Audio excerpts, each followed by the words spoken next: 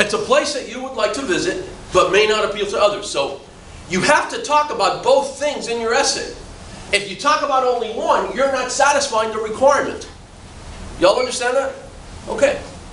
Now, the first paragraph of every essay is called the introduction. Right? And how many sentences must you have in your introduction? 7. Okay, so we're clear on that.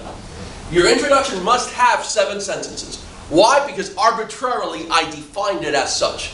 Now, for other classes and other disciplines, you may, right, let the content dictate the form. Here, I am giving you a form because we're practicing, okay? So, an introduction, 7 sentences. Think of your introductory paragraph as an invitation to your reader. You are inviting the reader to explore the world that you are creating on paper. You're inviting your reader to explore the world that you're creating on paper. Now, you have to make the invitation appealing.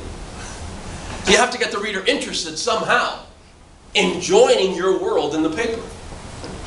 So how do you do that? Well, that's kind of tough. Right? There's some methods, but really it's up to your creativity, your ingenuity. Some people like to ask questions. Some people like to give some examples. Some people just like to give a general background or context for the topic. You can do that. But there's one thing that every introductory paragraph in a short essay must have. And that's called write this down, that's called a thesis statement.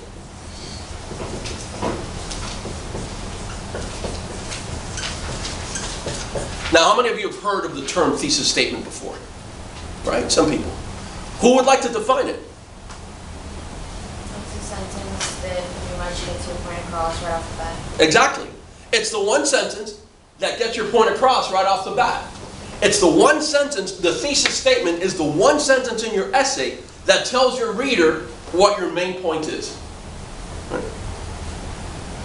You're all good with that, right? Everybody understand that? All right, the one sentence that tells your reader what your main point is. For my class, for most college English classes, your thesis statement should be the last sentence of your first paragraph.